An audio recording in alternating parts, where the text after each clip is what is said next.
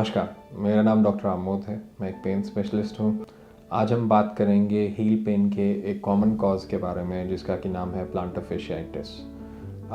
हम बात करेंगे कि ये कंडीशन क्यों होती है, किन लोगों में ज़्यादा देखी जाती है, इसके क्या सिम्टम्स होते हैं और इसका डायग्नोसिस कैसे बनता है और इसकी ट्रीटमेंट के लिए क्या किया जा सकता है। तो प्लांटर fasciitis एक हील पेन का काफ़ी कॉमन कॉज है। प्लांटर फेशिया एक बैंड होता है जो पाँव के तलवों में होता है और ये पाँव को एक साथ बांध के रखता है। ये हील से लेकर के आगे टोज़ यानी कि पाँव की उंगलियों की तरफ तक जाता है और ये एक तरीके का शॉक अब्जॉर्बर है। आप समझ सकते हैं जब हम चलते हैं जो फुट की आर्चेस है यानी कि जो फुट की बनावट है उसको मेंटेन करने में ये मदद करता है। और जब इस प्लांटर फेशिया की इरिटेशन हो जाए या इसको किसी वजह से डैमेज हो जाए तो ये कंडीशन यानी कि प्लांटर fasciitis और हील पेन आने लगते हैं। तो ये कॉमनली ये कंडीशन 40 से 60 साल के लोगों में पाई जाती है। हालांकि ज़रूरी नहीं है कि ये किसी भी उम्र में हो सकता है, लेकिन 40 से 60 साल में ज़्यादा कॉमन है और फीमेल्स में यानी कि औरतों में ये कंडीशन ज़्यादा कॉमन पाई जाती है।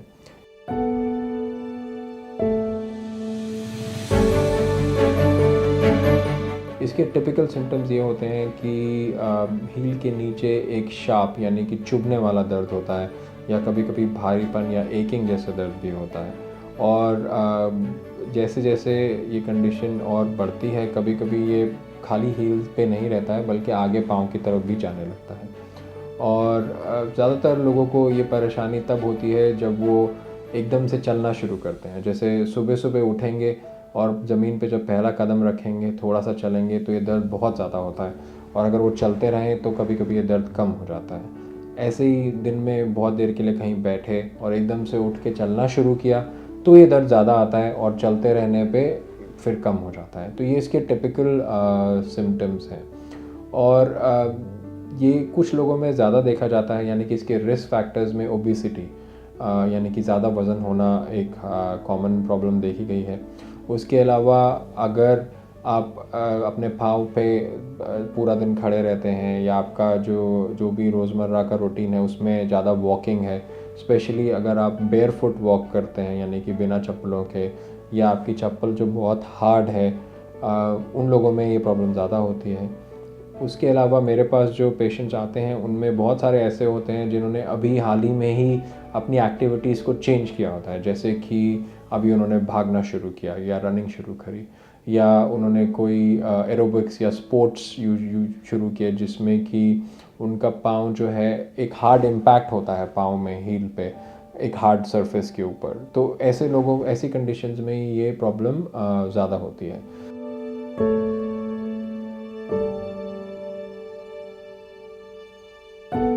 तो इसके बारे में और कुछ बताने से पहले मैं चाहूँगा कि मैं आपको एक छोटा सा एनिमेशन दिखा करके ये समझाऊँ कि ये प्लांटर फेशिया है कहाँ पे।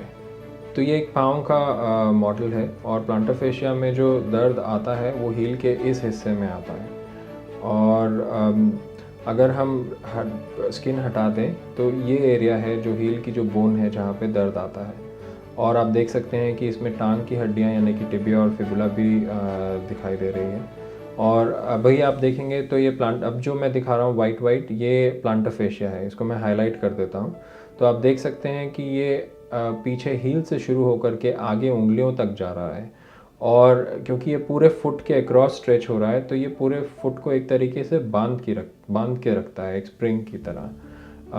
और जो फुट की आर्चेस हैं यानी कि जो उसका कॉन्टूर है, जो उसका कर्वेचर है उसको मेंटेन करने में ये मदद करता है। तो अगर हील पे ज़्यादा दबाव होगा तो पाँव के निचले हील के नीचे पिछले हिस्से में ये दर्द करने लगता है।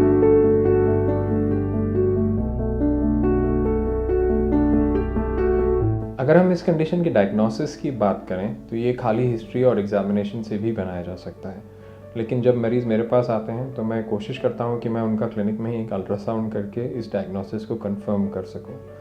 अल्ट्रासाउंड करने से एक और फ़ायदा ये होता है कि अगर प्लांटर फेशिया में यानी कि वो जो एक बैंड जो मैंने आपको दिखाया पाँव के नीचे उसमें अगर कोई टियर्स हो या वो बहुत ज़्यादा डिजनरेटेड हो तो उसको भी आइडेंटिफाई करने में मदद मिलती है। कभी कभी हम एंकल का एक्सरे या फुट का एक्सरे मांगते हैं ये देखने के लिए कि कोई हील में कोई स्पर्स तो नहीं है, या कोई जॉइंट में एंकल की कोई आर्थराइटिस तो नहीं है, या किसी और जॉइंट में तो प्रॉब्लम नहीं है। और कभी कभी अगर डायग्नोसिस में कन्फ्यूजन हो या क्लियर ना हो तो हम एमआरआई भी रिक्वेस्ट करते हैं। ये डायग्नोसिस एक बार अगर बन जाता है तो नेक्स्ट स्टेप आता है ट्रीटमेंट करने के लिए।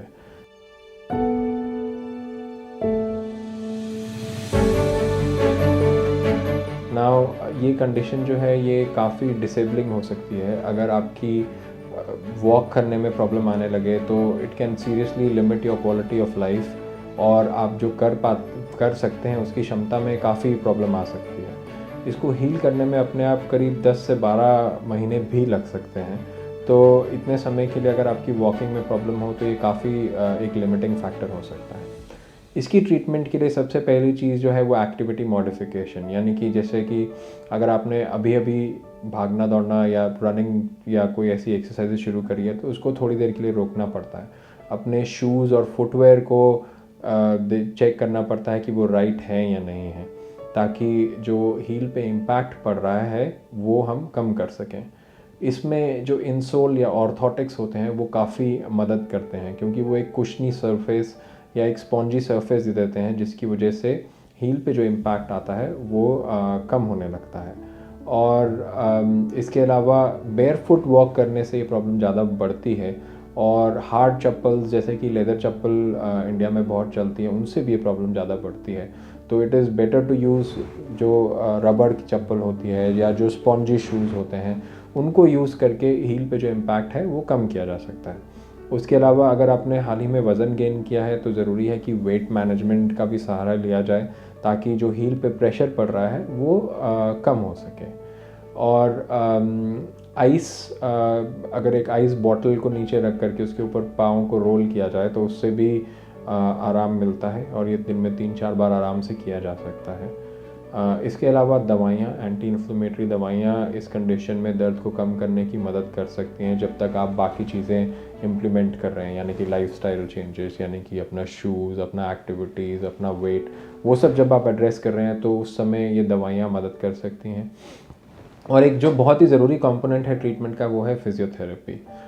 फिज़ियोथेरेपी मदद करेगा अगर आपकी काफ मसल्स या प्लांटर फेशिया टाइट है तो उसको थोड़ा रिलैक्स करने के लिए मदद करेगा।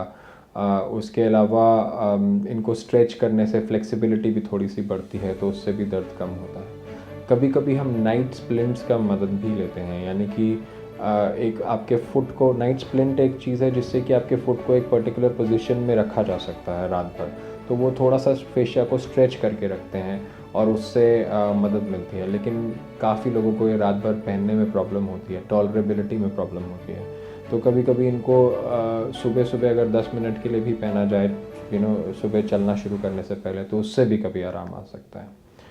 तो ये सारी चीज़ों का कॉम्बिनेशन यूज़ करते हुए हम आपको आराम देने की कोशिश करते हैं, और अगर उसके बावजूद आराम ना आए तो नेक्स्ट स्टेप जो आता है वो है इंजेक्शंस का। अब इसमें जो हम इंजेक्शंस करते हैं वो ज़्यादातर 2 प्रकार के होते हैं, या तो उसमें हम स्टेरॉइड्स इंजेक्ट करेंगे या हम उसमें पीआरपी यूज़ करेंगे। जो भी इंजेक्शन किए जाएँ उनको अल्ट्रासाउंड से करने में मदद अच्छा रहता है, क्योंकि उससे एक्यूरेसी इंश्योर होती है, जहाँ पे आप दवाई देना चाहते हैं वहीं पे देते हैं, तो उससे कॉम्प्लिकेशंस का भी चांस कम हो जाता है। तो अगर हम स्टेरॉइड इंजेक्शंस की बात करें तो स्टेरॉइड्स का एंटी इन्फ्लेमेटरी रोल होता है, वो दर्द को भी कम करने में मदद करते हैं, और एक लो डोज स्टेरॉइड इंजेक्शन इस कंडीशन को का दर्द हटाने में आपकी मदद कर सकता है। स्टेरॉइड इंजेक्शन के बाद ज़रूरी है कि आप 2 हफ्ते तक, अंदाज़न 2 हफ्ते तक कोई हैवी एक्टिविटीज़ ना करें। दूसरा इंजेक्शन जो हमने बात करी थी वो था पीआरपी का। पीआरपी यानी कि प्लेटलेट रिच प्लाज्मा। इसमें हम आपके शरीर की जो हीलिंग की क्षमता है उसको इस्तेमाल करते हैं।